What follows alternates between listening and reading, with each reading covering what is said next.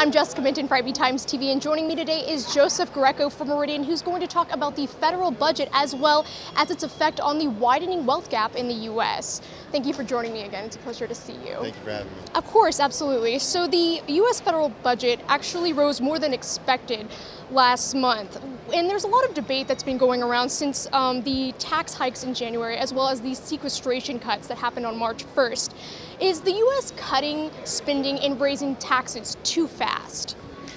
Wow, that's a good question. Well, I wouldn't necessarily, bank on the accuracy of the statement that we're cutting spending.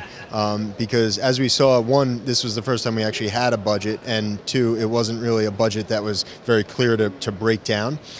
So at this point, the budget itself continues to swell, both with hiring into the government and expenses for all the pork that's thrown into every bill out there, including the ACA, which is still a huge question mark for the bottom line cost. But to your second point regarding taxation, taxes are inevitably rising because there's just a smaller tax base. So you have to fill the gap, and you have to produce, whatever budget you approve, you have to still pay for that. And with unemployment staying where it is, with underemployment, growing, and with the number of workers who are disenchanted, or rather those who are unemployed, falling out of the pool altogether, that money is not being replaced. So taxes have to rise for those who are still earning. What does that mean longer term and bigger picture? That means that the economy is going to stay very fragile, and employers and people who are in position to are going to hold on to as much cash as they can, which means most likely that's going to be downward pressure on employment. So it continues to be a vicious cycle from top to bottom and both sides. According to Pew Research, the wealth gap between the wealthiest Americans and the poorest Americans has continued to widen since the recession. How will these sequestration cuts and these tax hikes end up affecting this growing disparity?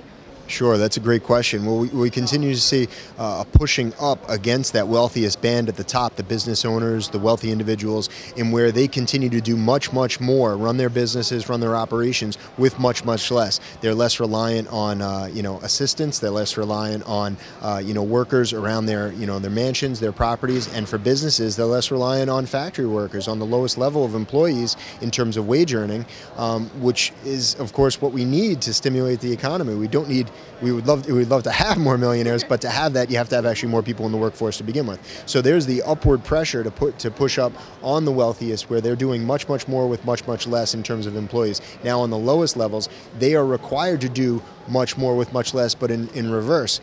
They have to do more, and they're not given very much in return for it. So these people are working significantly harder, they're working significantly longer hours and doing more tasks and more jobs, and they're getting paid less to do it, in which case that money is being spent out. As you have a little bit of inflation coming into the market and you're seeing prices rise, even though CPI may not be moving, real inflation is hitting the marketplace, is hitting the pizzeria, the gas pump, school costs, education costs, and the retail market. So those people are required to pay a lot more, but they're earning a lot less. So it is most definitely providing or producing a much wider gap in between the lowest and highest bands of the economic strata.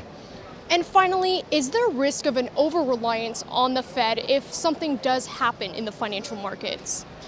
Well, that's an interesting question, because as we've already started to see, the Fed is starting to telegraph a message that they are interested in backing away from the asset purchase program that was in place and has pretty much put the market where it is now, back at at all-time highs day after day for the last few weeks. Question mark is over what happens when they step back. What happens when $85 billion in asset-backed purchases drops down to 80, drops to 70, drops to even 50?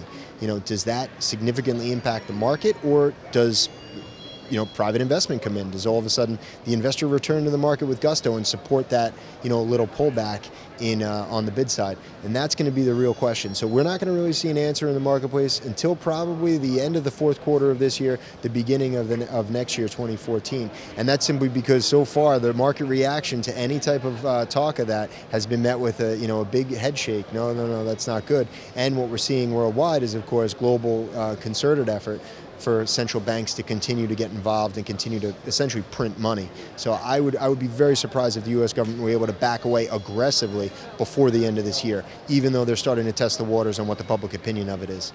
Thank you so much again for joining me. It's a pleasure to see you. Yeah, likewise.